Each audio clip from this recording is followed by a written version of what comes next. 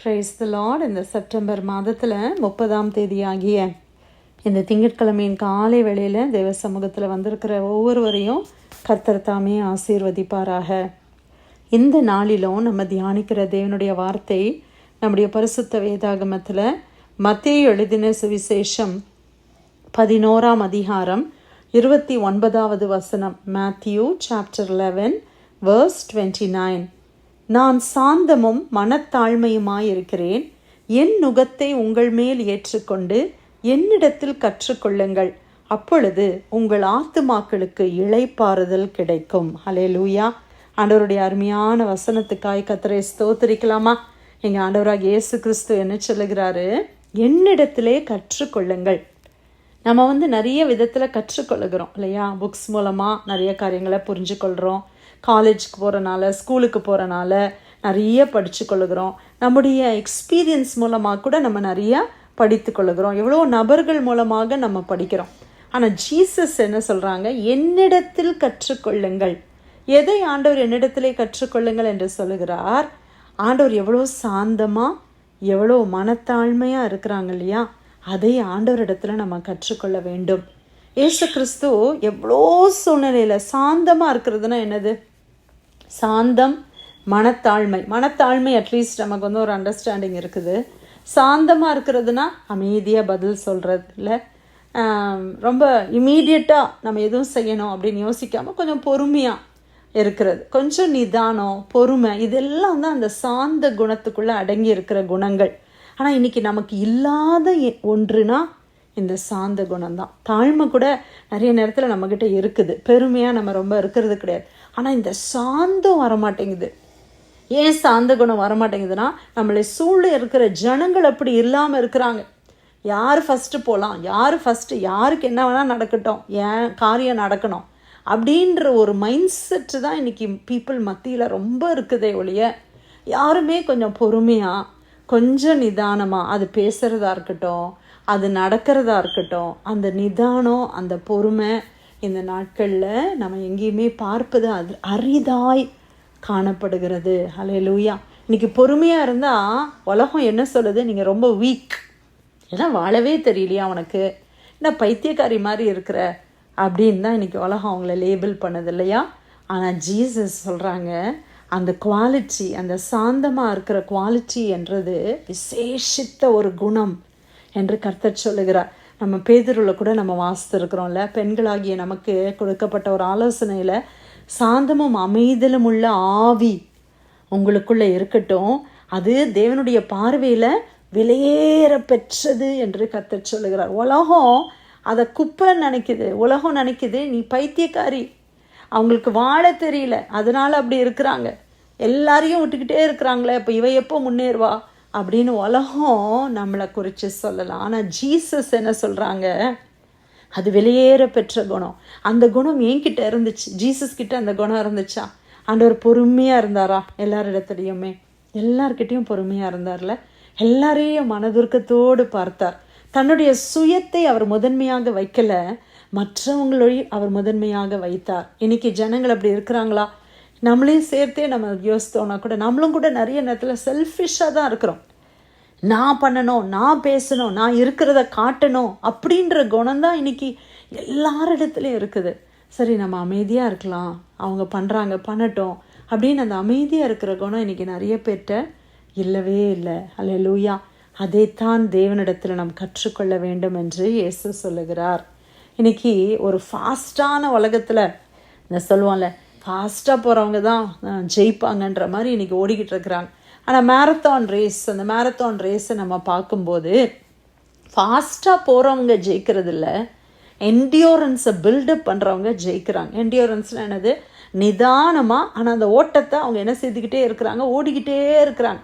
நம்ம ஃபாஸ்ட்டாக போகிறது எப்படின்னா, அந்த கேஃபீன் சாப்பிடும் போது, இல்லை ஒரு சுகர், ஒரு கேண்டி சாப்பிட்ட உடனே பிள்ளைங்களுக்கு ஒரு ஹைப்பர் ஆக்டிவாக ஆவாங்க பார்த்தீங்களா? அந்த சுகருடைய எஃபெக்ட் வந்த உடனே அவங்க ஒரு இடத்துலையே இருக்க முடியாது, ஒரு ஹைப்பராக இருப்பாங்க. அப்புறமா அந்த சுகருடைய டோசேஜ் குறைய அவங்க நார்மலாக வராங்க. இப்போ கேஃபீனும் அதே மாதிரி தான் இல்லையா? அந்த காஃபியோ டீயோ குடிக்கும் போது ஒரு உற்சாகம் வருது. ஆனால் அது ஷார்ட் அவுட் பர்ஸ்ட் தான் இல்லை, அது அந்த டைமுக்கு தான் அப்படி இருக்கும். அதுக்கப்புறம் திருப்பியும் நம்ம டல்லாக மாறிக்கிறோம். ஆனால் தேவன் நமக்கு இன்னைக்கு காண்பிக்கிற இந்த குணங்கள் அப்படிப்பட்டவைகள் அல்ல. இது நம்மளை நிரந்தரமாக ஸ்டெடியாக நம்மளை நடத்தும். அது அந்த மேரத்தான் சொன்ன மாதிரி அந்த என்டியூரன்ஸை நம்ம பில்டப் பண்ணுகிறோம். இதுதான் கேரக்டர் ஃபார்மேஷன். நமக்குள்ளே இருக்கிற கேரக்டர் ஃபார்ம் ஆகணும். அது சின்ன வயசுலேயே அது ஃபார்ம் ஆனால் கூட அது எந்த ஏஜ்லேயும் நம்மளால் என்ன பண்ண முடியும், அதை மாற்றிக்கொள்ள முடியும். இன்றைக்கி எவ்வளோ ஜனங்கள் நம்மகிட்ட பழகிற ஜனங்கள் ஒரு ரூடாக ரொம்ப ஒரு மாதிரி பழகுனாங்கன்னா நம்ம என்ன செய்கிறோம், நெக்ஸ்ட் டைம் அவங்கக்கிட்ட கொஞ்சம் விலகி இருக்கணும் அப்படின்னு நினைக்கிறோம். அப்படி தானே?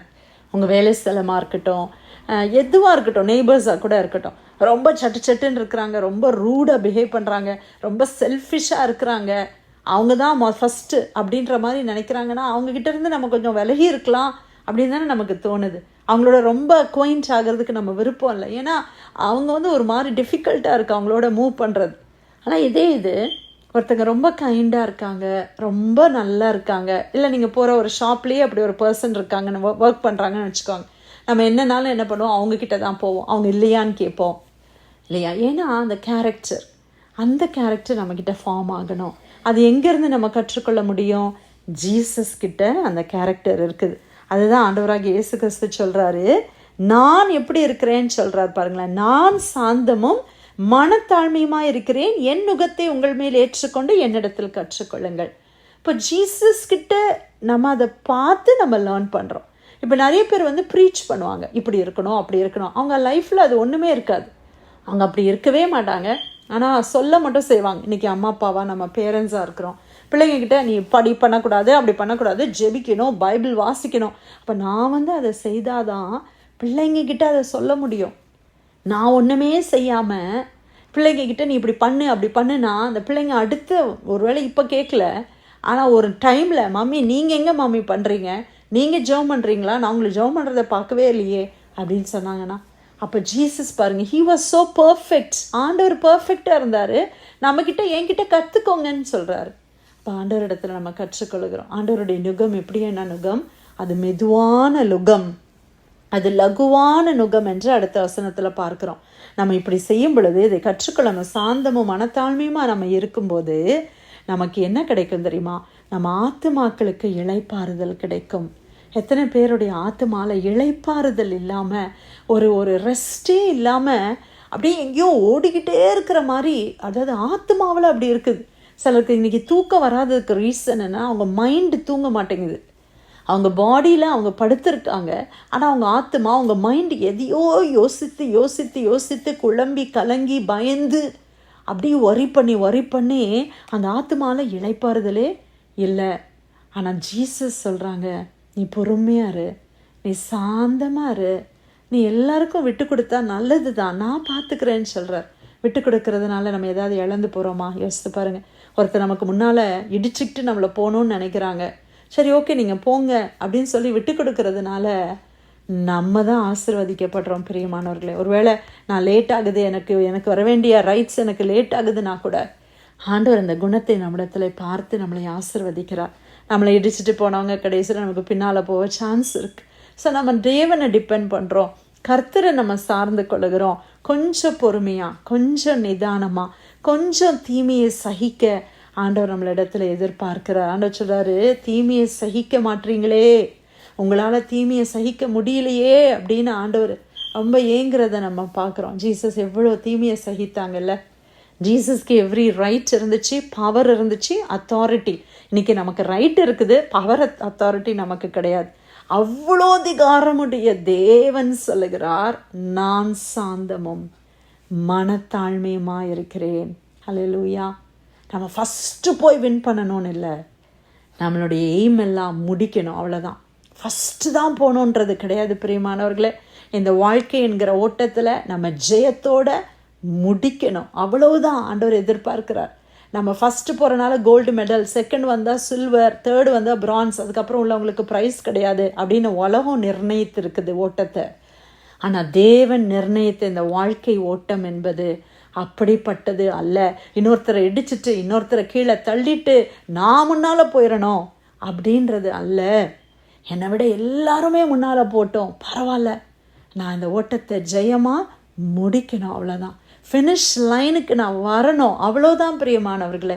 வேறு எதுவுமே கிடையாது. அதனால் நம்மளால் முடிஞ்ச அளவுக்கு மற்றவங்கள தாங்கி, மற்றவங்கள என்கரேஜ் பண்ணி, அதுக்கு டைம் ஆனாலும் பரவாயில்ல, என்னுடைய அநேக காரியங்களை நான் இழக்கிறது போல் இருந்தாலும் பரவாயில்ல, உலகம் என்னைய பைத்தியம்னு சொன்னாலும் பரவாயில்ல, உனக்கு வாழவே தெரியலையே அப்படின்னு சொன்னாலும் பரவாயில்ல, நான் ஜீசஸுடைய கேரக்டர்ஸை நான் எனக்குள்ளே வைத்து கொள்ளும் பொழுது அது என்னுடைய ஆத்மாவுக்கு இளைப்பாறுதலை கொடுக்கிறது, என்னை குவைட்டன் பண்ணுது.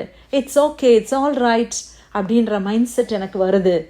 அதுதான் தெய்வீக குணங்கள். இந்த குணங்கள் நம்மிடத்தில் உருவாக ஆண்டவருடைய நுகம் லகுவான நுகம், அதை நம்ம ஏற்றுக்கொள்வோம். மத்தேயு 11:29 நான் சாந்தமும் மனத்தாழ்மையுமாய் இருக்கிறேன், என் நுகத்தை உங்கள் மேல் ஏற்றுக்கொண்டு என்னிடத்தில் கற்றுக்கொள்ளுங்கள், அப்பொழுது உங்கள் ஆத்துமாக்களுக்கு இளைப்பாறுதல் கிடைக்கும்.